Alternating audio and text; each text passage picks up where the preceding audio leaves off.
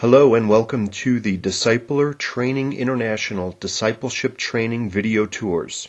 This is one video in a series that provides an overview of the Phase 1 curriculum that is a part of the Tool for Personal Discipleship, the foundation of DTI. To effectively watch these training videos, you will want to have the lessons printed. You can print them from our website, www.disciplers.org. Our desire is that God will make you into an effective spiritual parent and that your life will be multiplied many times over. Thanks. Lesson 1-12, Hardships, Suffering, and God's Sovereignty. In this lesson, we present the concept that God allows suffering in this life for believers, even though many Christians mistakenly believe that they should not suffer because they are believers. However, suffering is a normal part of the Christian life, not just for the sake of suffering, but rather to learn through suffering.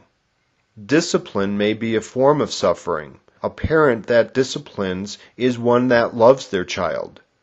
Pruning is a way God shapes the believer. But who likes to be pruned? It is one of God's ways of growing us. He may prune good things so He can give us better things. He prunes so there will be more eternal fruit. Many believers think that because I am God's child, things should be better than what they are.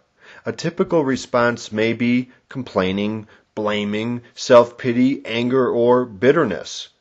One of God's attributes is that He is sovereign. How we respond to sufferings is directly related to our acceptance of God's character and belief that He is sovereign. We shouldn't convey to a believer that they will senselessly suffer as a Christian. An acceptance of God's love and His sovereignty is crucial in order to respond correctly to suffering. Don't disconnect suffering from God's sovereignty and God's character. In point 4 of Lesson 1-12, we list 5 reasons why God allows suffering. 1. To build character into my life, that I may learn to trust Him and seek to please Him. 2. As a result of my own disobedience, neglect, or carelessness. You cannot know today how you will respond to suffering tomorrow. So, we need to learn to trust Him in the circumstances of today.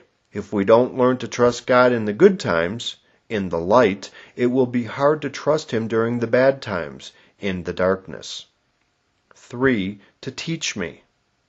Physical exercise can serve as an illustration. We don't begin by trying to pick up a heavy weight, but rather we first begin with little weights. We will gradually grow stronger until we can comfortably pick up the heavier weight. Before David fought Goliath, David had already been prepared. He had already killed a lion and a bear. Before Job was afflicted, he had also already been prepared. God incrementally prepares us for what's going to happen later. 4. To help me understand the needs of others. 5. To glorify Himself and to cause others to see Him through me. Here's a verse that's important to remember and is helpful in dealing with suffering and how God assists us with it. 1 Corinthians 10:13. No temptation has seized you except what is common to man. And God is faithful. He will not let you be tempted beyond what you can bear. But when you are tempted, He will also provide a way out so that you can stand up under it. We will not always understand why God has allowed us to go through difficulties and sufferings, but we can always be confident that He is sovereign and that He loves us. There are no accidents with God. He always has a purpose for everything He allows.